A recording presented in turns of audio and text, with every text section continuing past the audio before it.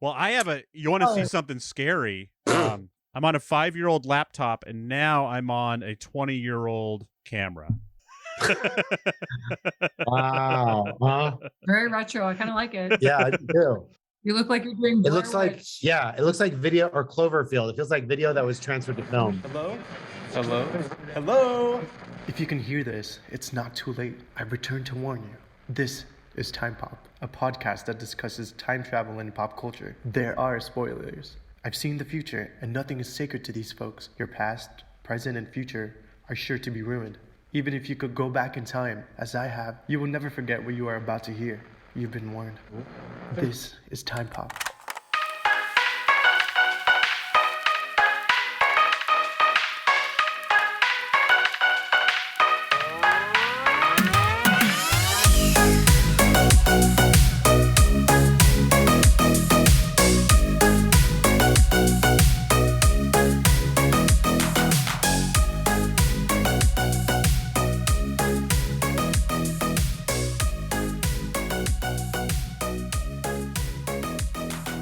Welcome, Chrononauts, as we guide you through the experience of time travel using pop culture as our sunspots.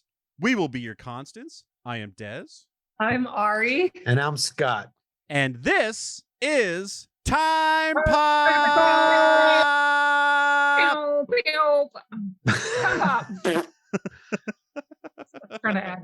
No, I like what you're adding. I liked it. So wait, did you say sunspots? I did. Okay, I know why you said sunspots. Does everybody else know? Oh, they're gonna find out. Why you said sunspots? They're gonna find out. Nah. It must have been one hell of a sunspot, huh? One hell of a sunspot.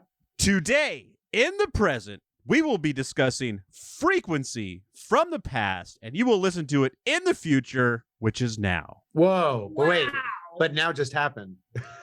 It's So, past. It's in the gone. past. Did you guys know that the future is now? When is now? Now? Right now. It's gone.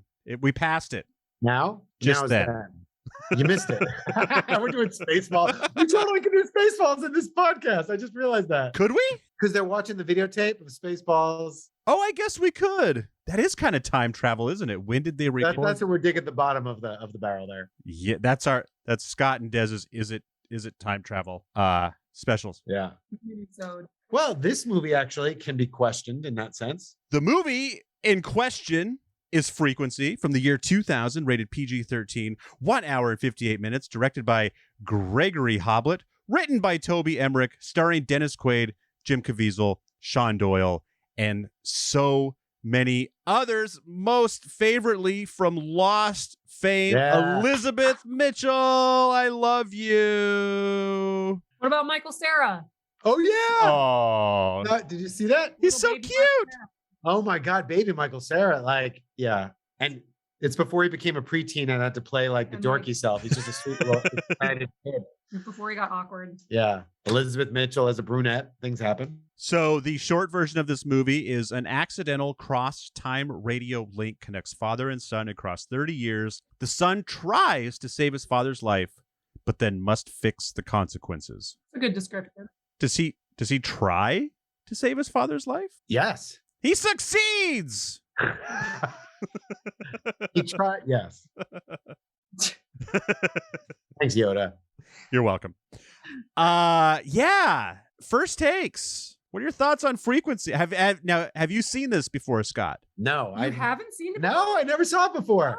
It's this Oh. film that I always saw a trailer for. It seemed totally my wheelhouse, and I never saw it. That's why I was excited to see it. And I like the idea. This is different for us. It's even one of those films that we get to question: is it a time travel film? He never travels. He communicates with the past, But something else does. right?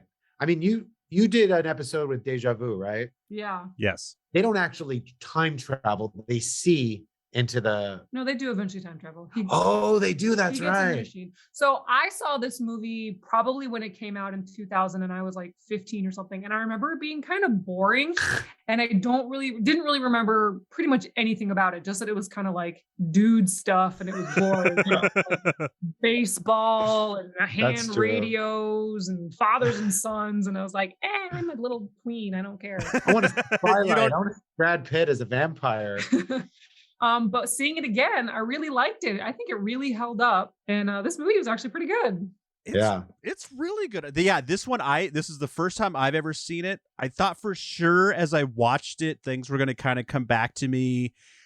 Kelly totally remembered it until it got towards the end, and then I think she realized she probably felt a little bit like Ari, where she's just like, I don't have daddy issues, so this just isn't like this isn't sinking in. I can't. I love you, Pop. I love you, Dad.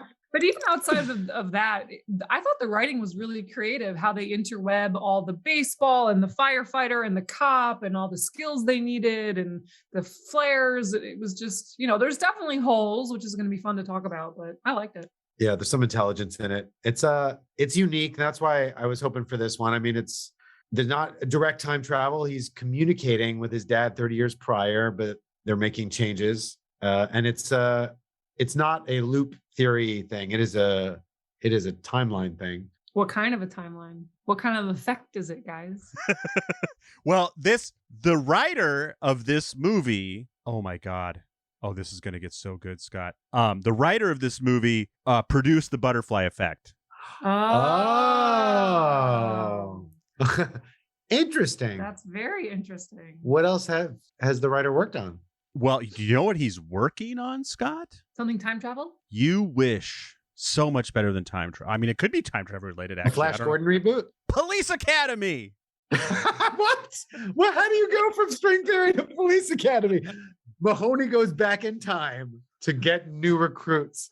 I mean, that's the only thing they haven't done. I mean, if they're either in space, they're either space cops or time traveling or time cops. Those are the only options. But Wow. Yeah, I really expect, and this guy didn't write a lot. This guy produces the heck out of stuff. But this script really screamed like, oh my God, this guy has probably done a lot. But this was like his big idea. This is the one he wrote. Okay. Yeah. And then he went on. He didn't just sell the rights. It looks like he actually wrote most of the series, which I am super excited to watch now.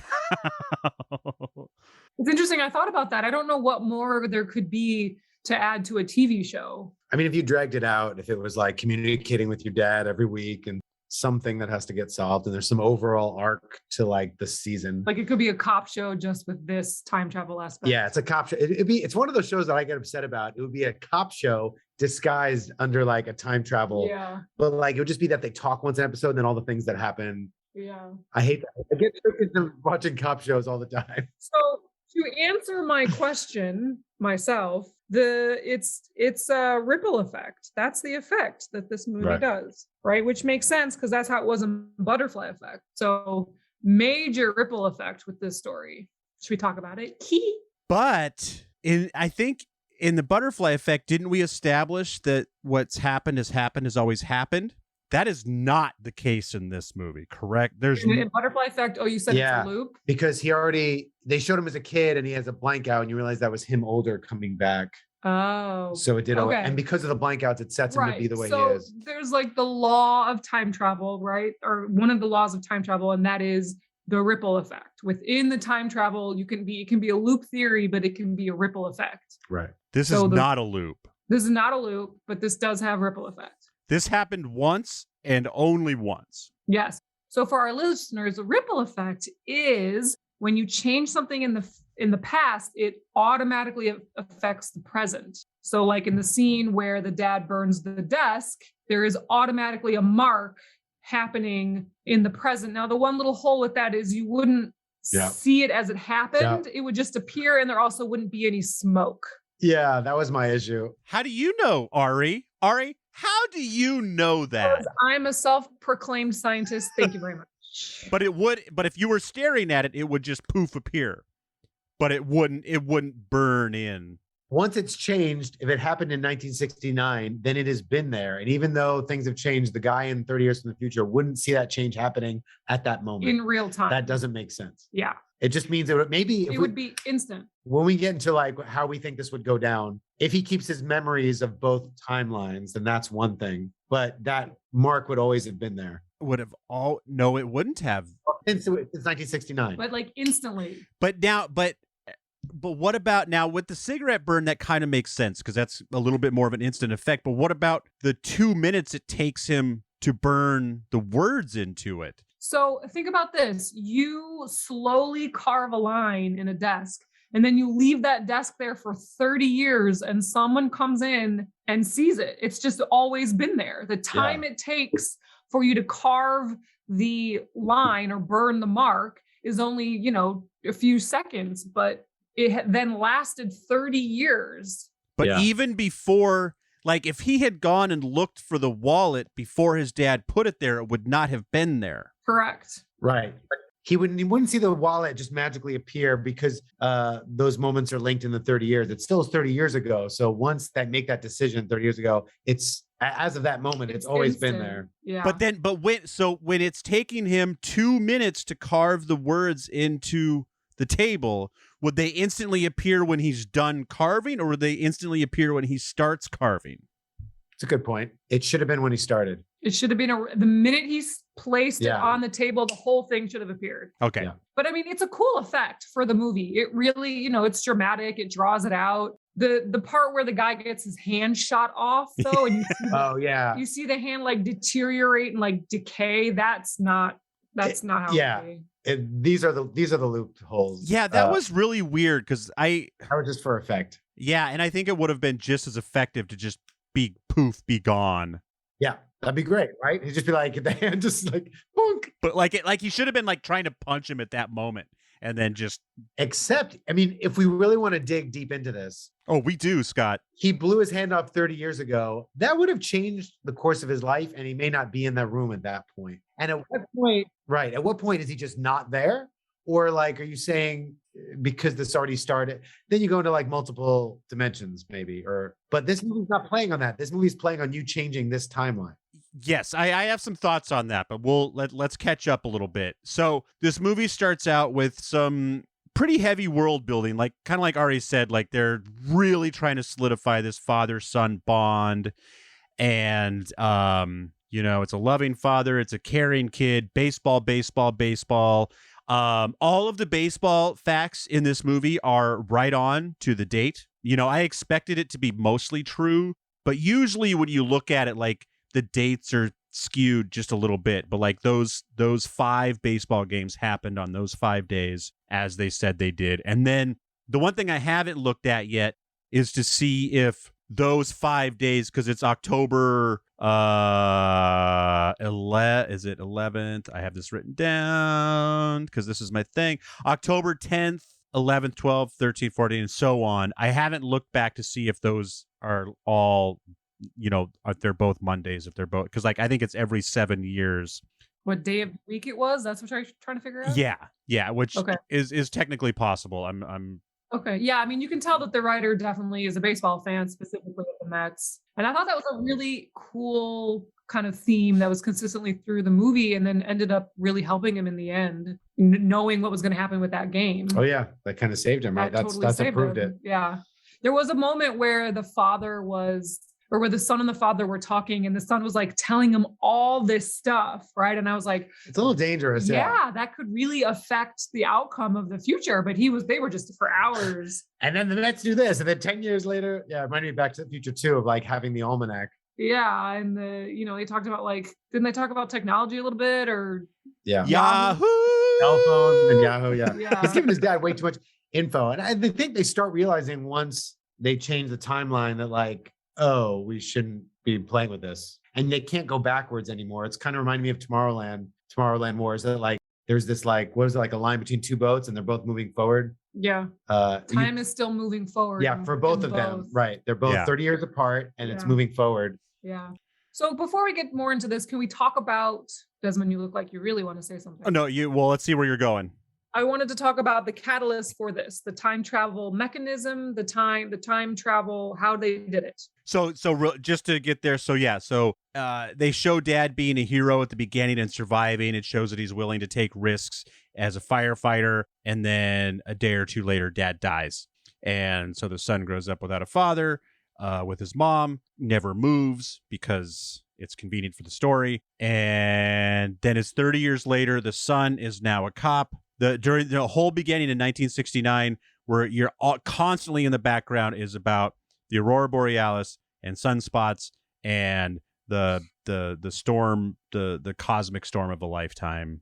Right. Can we talk about that? Yep. Okay. So in the very beginning, they show like a sun and a solar flare. So this movie is essentially saying that a huge solar flare, which originates from a sunspot, Boom. call back to the beginning of the show, exploded, right? And the light rays were so intense that you could see them all the way down in New Jersey. Where are they? New Jersey? Well, I don't think it's the sunspots that you see. I think it illuminates the aurora borealis in a way that makes that visible for You're not a supposed week. to see the aurora borealis in New York. Right.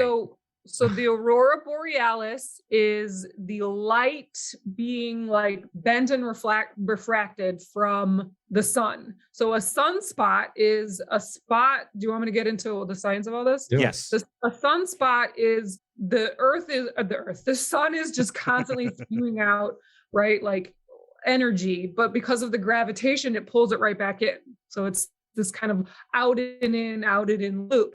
Now, if there's a spot in the sun where it doesn't really get to dissipate, it really does start to loop and loop and loop and loop. It actually gets dark, and sunspots are actually really bad. If there was a dark enough, big enough sunspot that eventually did explode out towards the earth, it could fry all of our electronics. It could like wreak havoc on the atmosphere. Anyway, so like a few sunspots that explode out into a solar flare are normal, but when the light rays hit the polar north and south pole, the Earth's gravitational force, the magnets on Earth, it kind of hits that and then loops back around the Earth, and it refracts the light. So you see these greens and these blues and these purples in the north and south poles. That's why you only see them up there, because by the time the light tries to get down more towards the equator, it dissipates. So it's very, very, very rare to see aurora borealis below the Arctic Circle. Now are they, when they're visible in the northern hemisphere, are they also usually visible in the southern? Like, does the magnetic whatever that does it usually? Yeah, it happens at the poles. So you know how the Earth. But I know, but simultaneously, like if on October 10th you can see the aurora borealis in the northern hemisphere, can you most of the time see it, or is there it doesn't matter what the North Pole is doing? I don't know for sure. I don't know that for sure. I'm assuming yes, but I don't know that for sure. Okay. So for there to be aurora borealis that far south of the Arctic Circle, it would have to have been a huge solar flare, right? An immense amount of energy shot out from the Earth that hit our wow, I should have solidified these science terms. The electrical magnetic field around the Earth, which protects the Earth, protects us from these radiation from the sun, but it's so big that it hit that and then was able to dissipate all the way down more south. And the thing about this movie is it seemed like these solar flares or the aurora borealis was happening for like, what was it, 5 days? Yeah. Yeah. So that one solar flare would have had to have been enormous and continuous. And they said it hadn't happened something like this in 30 years. So Yeah. the significance on these two dates is when it happened, which creates their little union. Right. So one happened this exact date 30 years ago, and then in 30 years again. And supposedly, you know, that's why that scene with the guys on the TV while he was flipping through the magazine cutouts or the paper cutouts. Des, you know that scene I'm talking about? The guy on the TV was talking about string theory and the aurora borealis, and Yes. and I had to I was like you, I had to turn on the subtitles just to hear. And Kelly even made me rewind it. I was like, because I was kind of listening, I was like, okay, I get it, the aurora borealis, sunspots, blah blah blah. But then I kind of tuned out when he got into the actual science of the string, when he mentioned the string theory, and Kelly was like, And yet again, in a time travel movie, they just breeze over the science of it all, right? They're essentially spelling it out for us. The way that they want you to know that the time travel happened was because of the solar flare, the aurora borealis, years apart, created this like string theory. It's tapping into string theory and into time dimension. Yeah, they mentioned that there's potentially 11 dimensions. So that is a real thing. So string theory has, it's either like 11 or like 26 dimensions within these theories of string theory. So that is a real thing. They were quoting a real thing there. But then they talked about, you know, time is like the fourth dimension, right? And then they said there's an extra time dimension. sorry, I'm looking at Which is, that's something new. 10. String theory requires extra dimensions of space-time for their mathematical consistency. In bosonic string theory, space-time is 26-dimensional, while in superstring theory, it is 10-dimensional, and in M theory, it is 11-dimensional. Yeah. So, they were pulling on actual theories, which is interesting. I like that. So they're saying that this major solar flare that created these huge aurora borealis connected past and present through the airwaves, through radio signals, right? The hand radio works on radio signals. Right. Yeah.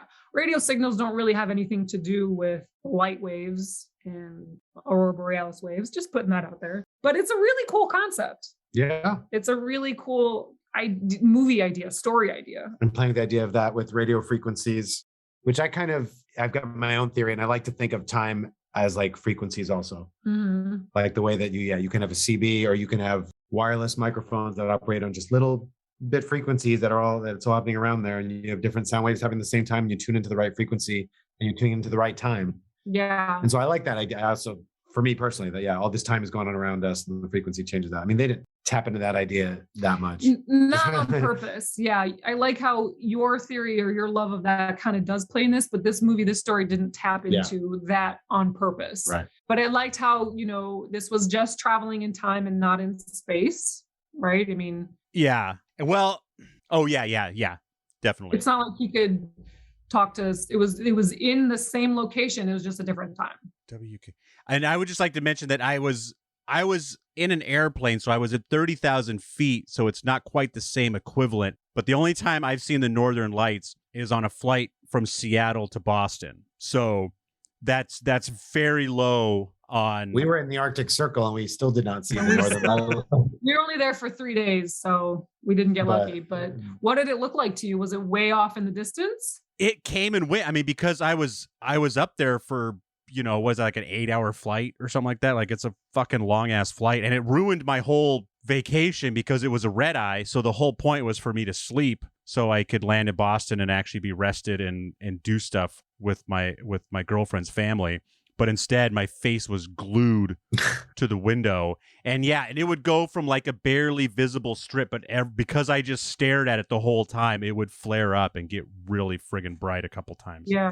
I mean, I don't know. I can't tell how far away it was from you, but that's pretty low. Apparently, that's very rare to see the Northern Lights this low. The magnetic field, the north and south, they kind of loop out on each side. They make almost like a little butterfly if you're looking at it straight on. Yeah. And when the light hits it, it breaks it apart and brings it down around like that. But it doesn't usually get that far. It dissipates. So you got lucky. The fact that you saw it, that's cool. I did. It was very cool. Yeah. The movie was smart. It spelled it out for you. We watched the opening again, and they start off with like the sun flare and the sound frequencies and the radio playing, and they're already talking about the Nightingale murders and that he only goes for nurses. And then they go talking about baseball, and there was a lot. Yeah, that was spelled out for you in this. I've got to admit, I'm from New York, and I found the overdone New York accents a little bit distracting. They just seemed like they were New York and their voices up so hard. Oh, those Mets! I can't love those Mets so much. I'm a police officer. Like it was very strong. I'm not saying that doesn't exist. In the 60s, especially. They were acting up a little bit. Well, and we know Dennis Quaid so well. If it had been another actor, then I might have been able to let it go. But Dennis Quaid is just like, no. Yeah. It was originally supposed to be Sylvester Stallone, apparently. Oh, boy. Holy crap. I just realized that the Nightingale murders are real, too. Yeah, they are real, right? That's what I thought. Yeah. So yeah, they really pulled from a lot of really they made like a historical fiction movie, science fiction movie, which is cool. I like when movies do that, when stories do that. One of his motives was eyewitness elimination. Ah. What does that mean? People who... Was the name of the actual Nightingale murder person, was he a cop? Is any of that accurate? No. No. So what we are talking about, so in the future, the son is, so how do they find, so the Nightingale murders happened in the 60s and 70s. The guy got away with it. These things happened. And then the son, how did they run across these bones? I don't know how I missed that. Did they just tear the building down and there they were? It was a construction site. It was a construction site. Okay. So yeah, so they find all these bones and they're digging through them and they realize that these are the bodies of the fabled Nightingale killer. And so before he saved his father, the Nightingale murderer had only gotten 3 women. yes. And then disappeared, right?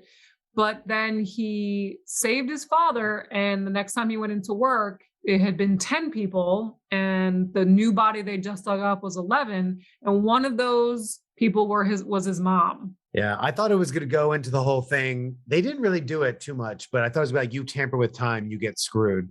And they didn't make it like it was about that. They just make it like things change, and it just so happened that his mom was a nurse. Yeah. So can we talk about why he is the only one in the present that remembers every timeline after it changes? Yes. So whether it's one timeline that's just been, rearranged through ripple effect, or if it is another dimension, based off of string theory, why is he the only one that remembers everything that happened? Yeah, I'm actually with you on this. I think if this was done more realistically, as soon as his dad was no longer killed, his son in the future, his memory would have been totally altered, and he may not have been in the same place at that CB, like where he is in that moment of time. His whole life would be it wouldn't just be like a few things changed, but here I am, I'm still single. Like if his dad was in his life, he might have been married, he might have moved somewhere else, he might not have been a cop. His dad might have helped him take care of his arm, and he might be playing he might baseball. have had the CB radio much earlier. So doing it at this time in this place may not have happened. So but then we wouldn't have a story. I know, but and theoretically, he shouldn't remember both timelines. Theoretically, his brain would have always had that. I think it's really cool to examine that idea of someone that remembers it, because it makes sense. Your brain has your memory, so you remember that original one, but also dad. He's noticing. That's right.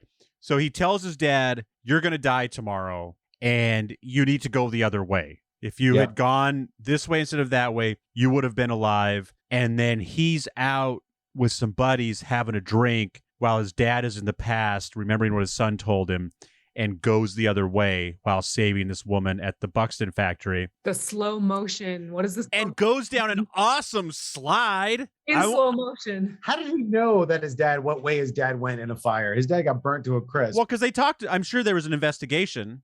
There's always an investigation. There's always an investigation. They were just like, he went this way, the floor collapsed, he died. If he had gone that way. How do you know the other way he would have died also? You don't, Scott. You don't. But I can't believe the woman he saved didn't come back to us. How did she just disappear into the script? Like, that's fucking crazy. Yeah, he would have been a hero. Like, well, she should have been one of the people killed, maybe. Like, that would have been an awesome twist if he saves this woman and the Nightingale killer gets her just because she's out roaming bars. She's not a nurse. Oh yeah, eyewitness. But either way, like she should have, like, because her life is, I mean, that's too complicated. That's too many layers. Like this movie's already layered enough as it is, which I like and respect. That's too much. Yeah, I guess. They had that one coming back around. So many things came back around. So while he's having a drink with his buddies and his dad is saving his own life, like all of these new memories are flooding into his brain. Like he's not forgetting the old life where his dad died in the fire, but now all of a sudden this new life where his dad lives 10 more years and dies from lung cancer just gets flooded in, and he's just like, whoa. Yeah. His dad lived for 20 more years. But yeah, Ari brings a really good point. Just because he talked to his dad, why does he remember both? Why not the buddy? Yeah. Well, I mean, we know why. It's to progress the story, but how can we look at it scientifically? Like, okay, because he was sitting in that exact moment in front of the radio, the frequency and the lights, you could like get creative with it. Sure. Okay. Get creative with your and son. you could also, again, to make this movie 10 times more complicated than it needs to be, some people, it's just a flash and they forget everything. Some people have some weird deja vu memories. Yeah. Some people think they're dream, all these things. Like everybody could be having kind of their own experience with it. But with him, since his son was there on the radio with his dad, would make sense that his memory was solidified more than others. Yeah, because he woke up that one day when his mom died and like didn't have that reaction of your mom dying. It was almost like he thought it was a dream, and he went around and then finally saw the picture and she wasn't there. Yeah, new memories. So yeah, maybe he was like, oh, that was just a bad dream. Did you guys, I was so bummed to not find this online. Like, he kept looking at that picture with his cop buddies and a couple of fireman buddies, and his dad like appeared in it after his dad was saved. And then he kept looking at it, and I think some people were starting to disappear from it too. And I don't know if you guys paid enough attention to it. Picked up on that. Just the mom. Oh, Yeah. the mom, of course. Mom is Okay. good. Yeah. Yeah. So now, since his dad is alive, his dad goes to visit his mom in the hospital and alerts her to an issue that he wouldn't have done had he not been. He's like, hey, is there something wrong with that guy? And because before, right. because So the instead guy of who died, is that what we're to understand? Like, because he alerts her, she stopped. There was some like nurse that wasn't paying attention and might have killed him, which is why he maybe would have disappeared. But he alerts her, and that saves his life. Was that the same guy? yes. Because the guy looked like he had a beard. It was the same guy, because the moment when he lives, you see him like look up at her in a very weird way. Yeah, but that didn't look like him. I'm actually right here, right now. I remember that moment very specifically. And I thought that was him, but then looking back, it didn't. But it was so quick, it could have been. Yeah, I took it him. was him. I knew it was a weird moment. Once he looked at her that way, I said, "Oh, that's the." And in the regular timeline, it's another cop that comes up to tell her her husband's died.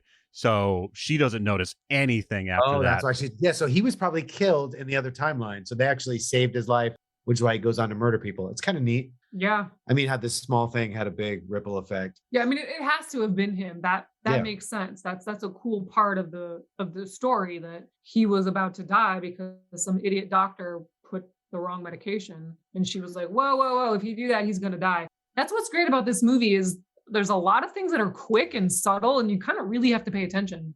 Yeah, they don't beat you over the head with it. They don't really ever have a moment, except, right, we have our news article and they show us the flares, but there's no one that ever breaks down why it's happening. At least for the characters, no one breaks down for them why and how it's happening. They just like that it's happening. Yeah. Okay, so that's why, because I kept thinking that the reason he went after her was, I thought someone else went after her because she saved that guy.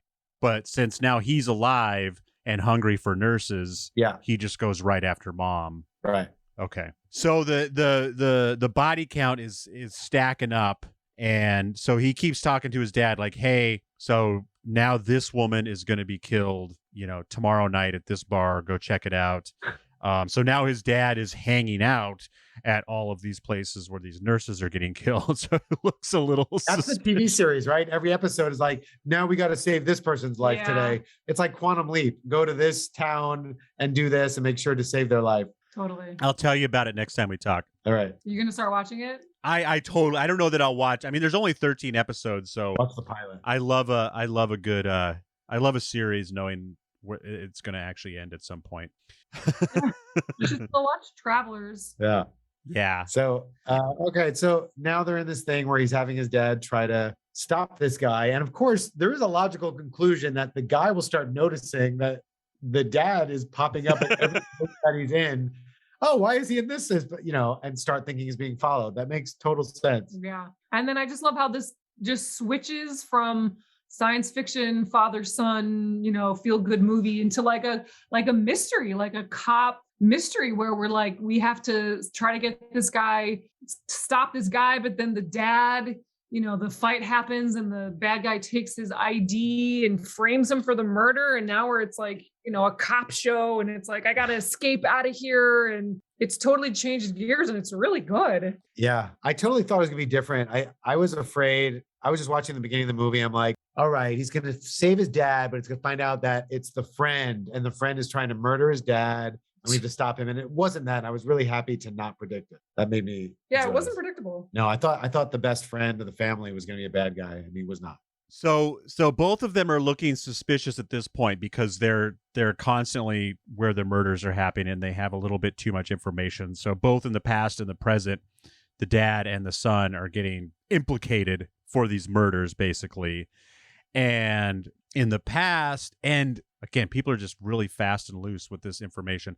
Dennis Quaid has already confided in his friend, his cop friend, that he's been talking to his son in the future. Well, yeah, after he's been arrested, right? I think he mentions it before that. I think when they're hanging out at the bar, or does the son mention it to him when they're hanging out at the bar? Like, it's because before he arrests him, I thought they had a conversation before they arrested him. So the dad, the son, John, freaked out. Remember, he was standing in the rain staring at the sky. He's like, I talked to my dad. Yes. So he talked to his best friend about it, but then he fixed it and he found out his dad died from cancer, not in the fire. That's right. So that's right. Well, now, yeah. So now he's really freaking out because both mom and dad are not there. Because he's like, I've screwed up to the point where I have no parents with me now, and so right, I'm right. Yeah, No. when he saved his dad, his right in the present he has no mom and dad because mom got killed, but in the past his dad is still there. Right. But now dad's dead from lung cancer. Mom died of In the present. In the present. Yeah. In 1999, John has no parents. Right. Okay. So, She got murdered. No, but when she didn't, in the reality where she didn't get murdered, she was alive. Yeah. Right. The movie starts. Got it. Mom's alive. Dad died in a fire. I thought it was an interesting scene where John is figuring out who the Nightingale murderer is, and he figures it out, and then he goes to the bar to talk to him. Yeah. And essentially alerts him that he knows and says, Yeah, what does that accomplish? And says, you don't know this right now, but you've already been caught 30 years ago. Why would you say that? Because he's angry that he killed his mom. But like, now the guy knows who you are and has a thing out to get you and is going to try to protect himself. It was a bad move. Just take him down. Yeah, bad move. I think that's just having too much. I think he's just got he's just so certain that his dad's going to take him out 30 years from before that he's just like, this is my chance to gloat, because in a snap of a finger, in a Thanos snap of a finger, you're going to be behind bars. And so I want to get my gloating in while I can. Yeah. There's a point where it gets ugly. I think once the dad's like wallet gets taken and he's beaten up, all of a sudden you're like, oh my God, now this guy's going to haunt their house and he could kill everybody, could kill the young son. And you're just like, they might've screwed. So we glossed over it. So yeah, so the killer fights with his dad, steals his driver's license, hence putting his hands all over his wallet. So he tells his dad, again, they're living in the same house, convenient, very carefully take the wallet out of your pocket and hide it somewhere in the house where I can find it 30 years from now. And he does, pulls the wallet out, gets the fingerprints, and that was cool. It really was, yeah. Yeah, we've seen that in time travel films, right? Or like even in Bill and Ted's, we're like, I'm remember to do this, and then it like appears. Yeah, that was a So I want to get to the end real quick because I really want to talk about this. So yeah, in the past, dad's fighting with the killer. In the future, son's fighting with the killer. Right. Same time, 30 years apart, same place. And then, so does dad shoot the handoff in the past? Yeah. Yes. Yeah, dad shoots the handoff in the past, and then the mom scratches his face in the past, and he gets that scar on his face. Oh, yeah. That's right. And then... But once he started that in the past, if the dad was to succeed... Oh, so dad's... Yeah. So dad saves the wife. That's what... When does... So what I'm trying to get to is magic. Magic. You can call it the butterfly effect if you want, but like, dad is just there in the present, in the future, in the present, and just comes around the corner. Like the house changes. Now they have a beautiful house because mom isn't depressed and dad's pension is bigger than ever.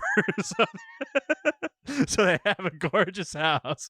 And dad comes around the corner in 1999 with a shotgun and shoots him. Right. So that means in the past, because the guy's hand got shot off and he just ran away. So he ran away and still lived his life to become a cop, to still kill all those people except for the mom. That's right, because dad thinks he killed him, but then when they dredge the river for the body, they don't find it. So 30 years ago, he got his hand shot off, ran away, but decided to wait 30 years to come back and attack the son, unless he already knew that when... It's a major hole. It's a hole. If he would have fought the dad in that house, he could have come back at any other time. And the fact of the son coming up to him, like, it's a hole. But that's where it's all, I think it's all magic. I don't think that 30 years exists in real time. Like, I don't think... that is happening at the same time? Like, I would... Again, to complicate this movie to a point to make it not good anymore, like, I don't know that dad remembers every single day from his fight with the killer until pulling the shotgun on him 30 years later. That's a good point to bring up. I was thinking that during the movie. The dad's just going to let the timeline go and wait, let the guy attack him, wait till it's like really difficult, and then pop in with the shotgun. The dad would have known for 30 years. The guy would have like had security and never let that happen. So wait a minute. I'm confused. The scene where the dad in the 60s went to the killer's house and they did that happen before or after he got his hand shot off? Before. During. What, didn't he get his hand shot off at that house? No, that was at their own.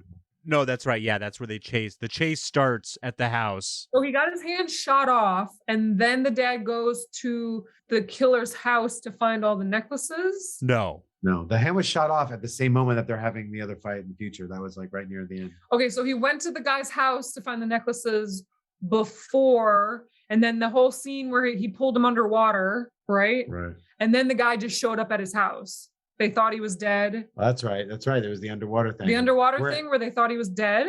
Yeah, he beat him with the thing. And then he just shows up at the house back in the 60s. That's when the hand got shot off. Yes. And he ran out the door. Right. And then apparently was disappeared for 30 years to show up 30 years later. 30 years later. Not anytime sooner. Yeah. There's some holes. Oh, there's some super holes. Super holes. Well, I think that's where it's magic, because also, like you said, another thing that would happen like that is the fixing of the radio. Like we see the radio back into place when that would have been instantaneous. But also instantaneous is everyone who's involved in the case. Memory. Yeah. I honestly don't think that 30 years exists for Dad in real time. It can't. Yeah, it can't with the logic. Yes, it can't. It has to be. Maybe it's a theory that time's gone the same time, and then as soon as it switched, it just switched for those involved. It's off. It's definitely a hole, but I gotta say, it's one of the few times that I'm okay with this hole because, like, I don't know, the movie was very entertaining. Here it is. The timeline splits at the sunspot, and then the sunspot in 1999 rejoins the timelines. So for those 30 years, there is a reality where there is no dad, and there's a reality where there is a dad. And then when they come back together, dad has the memories of his timeline, but not the memory of the son's timeline. But now their timelines are rebraided together. Why just them? Why not everybody? What about the timeline where there's no mom? Fuck her. What? Can we talk about one more aspect of this film, by the way? Yes. Can we talk about the last 2 minutes of the film where all of a sudden this film's turned into like a depression drug commercial where like they play that cheeseball song and it's just like some like country song and everyone's running in slow motion, holding hands and playing baseball. And what the fuck was that? There was a lot of slow motion in this movie. But that ending, that last 2 minutes is like really cheeseball. Yeah. That was some Field of Dreams shit right there. Yeah, I read some review. It said like unintentionally comical. Yeah, I'm sure. I'm usually a fan of slow motion, but this movie really did a lot of slow motion. Too much, I think. Like we get it. Every time something's changed, it's slow motion, but maybe it was a big deal at the time. The song felt like it was out of Team America or something. So we're gonna bring back a classic, Scott. Since it's slowly going away, we're gonna bring a little bit of rotten popcorn into Time Pop. So this movie got a 70 by critics and an 81 by audiences, way higher than I would have imagined. Huh. And let's see, a rotten review. This ambitious but frustrating time shift thriller never quite manages to jam together two distinct stories. Interesting. Oh, here you go. Here's Ari's review. Features plenty of soft focus, picture-perfect father and son baseball scenes, an enormous amount of plot, and not quite enough of anything else. Yeah, I think watching it now through the eyes of time travel made me look at it differently. I remember seeing it and I was like, this is boring. Yeah. Those Mets. You got to love those Mets, Pop. I love you, Pop. This would be an amazing, like, I don't think this makes a very good series that would go on forever, but I think a short series, like an 8-episode, 12-episode miniseries, you could have a lot of fun with this, and I think have some more butterflying effect, problems that you have to kind of untangle that could be really interesting. So he told his dad earlier, once his dad lived past the fire, that he still dies of lung cancer, and it was the smoking. So at some point he tells his dad, you got to quit smoking pop. And then I guess after their traumatic fight and him saving his son, he realized how important, and he does stop smoking, and that's how he lives to pop up at the end. Yeah, he stopped smoking. Is his girlfriend married to his friend in the wrong timeline? Because he runs to go see his girlfriend at some point. He's like, man, I'm really sorry. And she goes, who are you? No. He met her through his friends. However, in that timeline, maybe he wasn't single and miserable. They didn't feel they needed to fix him up. So she didn't know who he was, except that he was a friend of her friends. Okay. So they were. Them. Okay. Yeah. I thought he was together with his friend. This timeline, just to throw that out to the listeners, this timeline gets so messed up that he never meets his, once both of his parents dies, and his arm blows out, he's and pretty he's just bitter. playing baseball. Yeah. He's just an angry cop. But now he's fulfilled. And, I do have a hard time with this time. I feel like ripple effects are very real things. And, once these things are changed and he's like self-actualized, he has that love of his family, he might have been married. He might not have been living in that state. He might have a totally different job. And they make it like just small things have changed, but everything else, I think that would have much bigger consequences. That would have formed his personality in a very different way. But yes, it's an interesting concept to write a time travel story with ripple effect or butterfly effect, however you want to call it. But because how far does it go? Because the major changes just happened within his general, world, but it could have affected other major things. It could have been a different president. It could have been started a war. It's like, how far do you take it? What was the one we watched, Ari, where because, the basketball team lost or won the big game, that the dad was flying the plane that crashed. Yeah, plane crashed or something. God, that was really good now that I think about it, as far as the dominoes that fall, because this kid played in the game, this kid didn't play in the game, so he didn't sprain his ankle, so his dad didn't have to stay home, so he did fly the plane. And writing a time travel story like that is really hard. It's really complicated. I think that's one of the reasons why I like time travel so much. Is I have a lot of respect for the writers of these stories, to come up with all of that and bring it around and know that there's going to be holes, but that's okay because it's time travel. I think that's another reason why I love time travel so much, because of the writers. I think you have to because you have to go back and start your script over again to make sure that everything you ended with is represented at the beginning in a different timeline. I think it forces you to look at everything else in your script well too, and just write a decent script in general. And then you must have to do a lot of rewrites. Time travel script writer. But I'd like the idea of showing a ripple effect, and in a film at least showing some aspect of it. I think of it was Contagion that we did, right, for Apocalypse Now, and they show at the end who she touched and where that touched and how the contagion got passed at the end. I would love the idea of you see Ari not go to the supermarket that day, and because that you see the person she would have met, and then he goes off and gets into a car accident. Because of the car accident, someone doesn't have a family. Because of that family, something's not invented. And I would love to at least go down that branch for 3 minutes. Have a montage of that. Of just, a Run Lola Run shows how a second makes 4 different timelines. And that's interesting. That's the closest I've seen. We'll start a new improv game where it's called Ari Didn't, and it'll just always start with Ari didn't go to work today.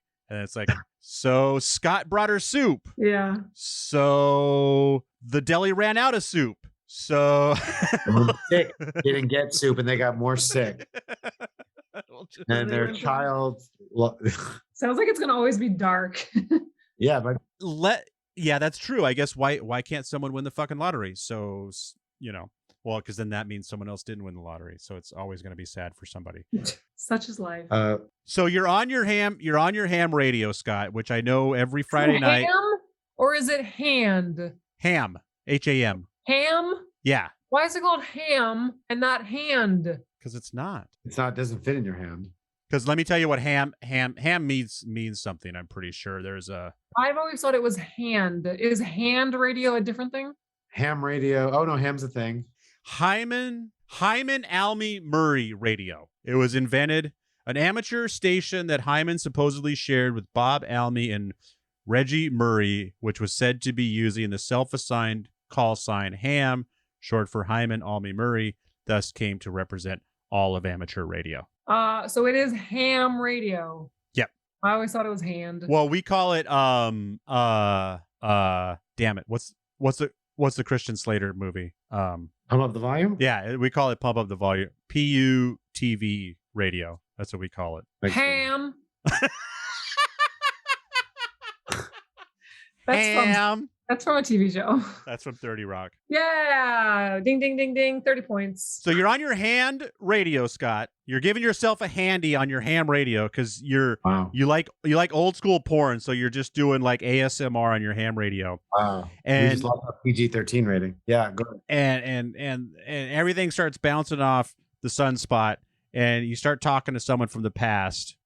It's not the solar flare, the northern lights. The electromagnetic flavor. Do you tell them? Let's say you realize before they do that you're talking, because it would probably be easier to figure out you're talking to someone from the past than it is for someone from the past. Or talking to your grandfather, your mom's dad. Yeah, if you want to get serious, I was trying not to get too deep and say like, okay, you're talking to a dead relative. Do you tell them? But we'll keep it loose and just in general, do you start divulging information? Yeah, it's a toughie. I'd be excited about the time communication, time travel aspect, and I would definitely entertain it.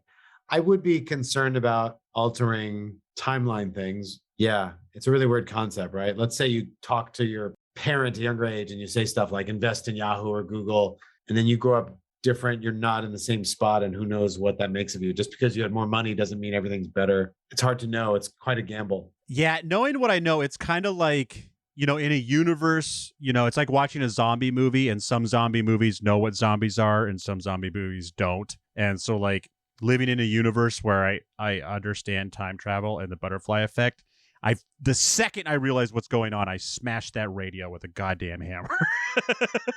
Right. I think the three of us would have similar reactions. I think we'd all be excited, but I think we'd be semi-responsible because I think because you can't undo it. In most of these movies, there's a trial and error, and it's like, go buy a lotto ticket. And they're like, oh, shit. Okay, no, go back and do it again. But this one, it's like as soon as you say on the microphone, like, hey, go invest in Yahoo, like it's your future is. You caught that at the end, right? Yeah. The Yahoo license plate. Yeah. I would do the bury some treasure time capsule thing, like with the wallet. I would have been, whoever I'm talking to, I would say, go bury something. And then I would just go dig it up. Yeah. That's what I would do. Smart. And go bury a Superman #1 from 1938 and it'll be worth $35,000. Yeah, go buy something now and then let it appreciate over however many years it is, because that won't affect anything else because it's buried in the ground. Yep. Yeah, and you'll still be you in your life. You'll just have some extra money, and then it'll just be your future, but not. Yeah, that's what I would do. And just want to help you out a little bit. Just a little bit, but not just a little Yahoo. Just a share. Just give me a share. That shows how dated this film is. Like, everything else, I know. like Google, the fact that Yahoo was the thing to invest in was like, oh, wow. Okay. I think another interesting aspect, they never said it, but I wanted to hear that when he was talking to his dad, they were the same age, because that's always a really cool concept. Like, I'm talking to my dad that's the same age as I am now, like peers. And that's weird. That's step one. Then it was weird that he got to talk to himself as a little boy. And I love that they took that moment of how fucking weird that is to talk to yourself. We don't get that opportunity. And so that's a neat thing we don't see in time travel films too much. Yeah, consequence free too. Like, you don't have to worry about ripping it open. Talking to my parents at the same age would be weird. Chief. Any last thoughts? Did you like it? I liked it. What'd you think? Yeah. I liked it. I got what I expected out of it. I think it was. Yeah. But maybe it was a little bit more impressive than that. I thought it would be. I had my preconceptions, but were your expectations low going into it? I thought it was going to be an easy, predictable thing. That I thought it was going to be he saves his dad's life, but he finds out I saw the friend, and I was like, oh, the friend was trying to murder him for whatever reason, and they discover that, and the friend's not the friend. Twist ending. So I was happy that it wasn't that. It was enjoyable. Yeah, I liked it. I thought it was really clever, really smart how they weaved in all the different aspects of the baseball and the firemen and the cops and the murderer, the Nightingale murderers. Yeah. They weaved in a lot. It was complex. It was layered. And that's a sign of a good script, a good A good writer. And it was like time travel without beating it over your head about it. Yeah. Right? Barely mentioned, and they were just enjoying talking to each other. And it's original. Is there any other time travel movie or story where just your voice is traveling? Yeah, no, were you just communicating with someone and affecting the timeline? Yeah. Yeah, that's pretty unique. I like it. I think Desmond's peeing right now. You think he would just pee without telling us? Yeah. That'd be 2 peas in the middle of one podcast. Oh. That one wasn't. That was me dealing with the dog and getting more pre-pee juice. Pre-pee juice. Pre-pee juice. Pre-pee juice. This is sponsored by Pre-pee juice. Pre-pee juice. What is your pre-pee In the juice? future, drink now, pee in the future. Diet Coke is my pre-pee juice of choice for this episode. Pre-pee juice. It's time travel. Everything. I heard everything you said. I agree with everything you said. This was awesome. I mean, What was it, hour 40 minutes, Des? That must have been exciting for you. the year, it was a little long. It was almost 2 hours. Oh, was it almost 2 hours? The year 2000, we were innocent then. We just made movies for the fun of it. Oh, remember when we made movies for the fun of it? And every movie didn't have to say something or be the biggest blockbuster that there has been since last year.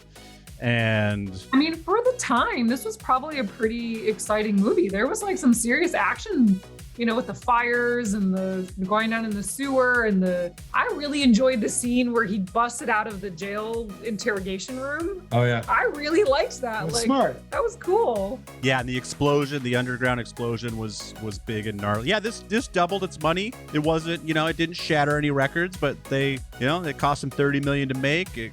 They got 60 back, and have you guys seen? I've been meaning to mention this just because I grew up watching a lot of Dennis Quaid films because my mom and my sister had the hots for him.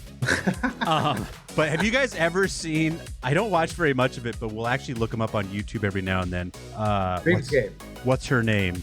Talk show host, daytime talk show host, Ellen. Ellen will do a thing where she'll put an earbud in Dennis Quaid's ear and send him out in the public, and he has to just say whatever she puts in his ear, and it's amazing. But yeah, it's really fun because because I think Dennis Quaid is the perfect size of star for it. Like, she'll have him like go into a Starbucks and just be like, Dennis Quaid is here. And it's great. Thank you. Oh, real quick before we go away forever. Well, thank you so much for listening to this podcast. If you want to check out some other podcasts, go to whatsoundsawesome.com. We got a podcast where me and my friend are talking about the Wheel of Time. We got a fitness podcast with Jesse and Liam. It's awesome. We just interviewed a mathematician today. There's a mathematician talking about working out. Like, it's all science, people. Cool. All the answers. Katie Rubin is a wizard. Cassidy Brown is hilarious. If you like fart jokes and you like spirituality, that's the show for you. If you like awesome women or just awesome people in general, check out the Be Brave podcast with Patty and Kara. This has been Time Pop. I am Desmond McNeese. I'm Ariel Galah. And I'm Scott Lipton. Yeah. Oh, I mean, bye. Check your ham radios, people. Ham.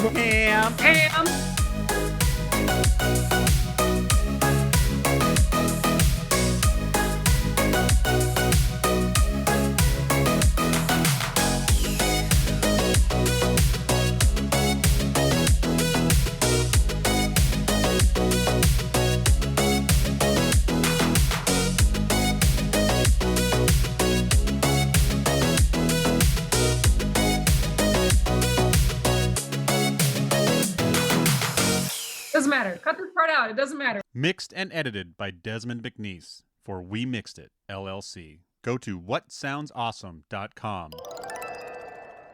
You've been time popped. Ooh. Bye. When is the Atom Project coming out? March 11th. Do we have to squeeze one in? That's in 2 weeks, essentially. Do we have to squeeze one in before then? No. Next time on Time Pop, we are going to be watching the Atom Project, released not yet, but it will. Ooh. I know. In the future. We're going to go to the future, watch the movie. We're going to come back. We're going to tell you guys all about the 2022 PG-13, 1 hour and 46 minutes Ryan Reynolds' vehicle is the word I'm looking for. But you were closing your eyes and imagining being with Ryan Reynolds just now because you were having a moment. Ryan Reynolds, Mark Ruffalo, Jennifer Gardner. I'm so excited. Like, Catherine Keener. Oh my God. All-star cast. Jeez. And I believe it's a pretty unique take. I believe like meeting your future or younger self. That's we don't get to see that too often. A time-traveling pilot teams up with his younger self and his late father to come to terms with his past while saving the future. What? It's like Frequency, but in person. You know what? And with yourself. It's all about love. He loves himself. Sometimes he just looks at the room across himself and he thinks, God, I can't love myself anymore. And then I love myself. The Adam Project, found only on Netflix. Watch it. This has been sponsored by Netflix and Amazon. You know what you should do? You should watch The Adam Project, and then you should write in to timepoppod@gmail.com. Tell us what you think. This is a brand new movie, brand new hot takes. No one said it before. Tell us what you think. It's all new. It's all happening now. See this, Scott? Yes. It's happening now. Wow. Well, no, and now it's then. It just happened. Then. Now. Not now. It already happened. Now. Now it is. I'm leaving. It's over. Now. Have a good The night. future is now.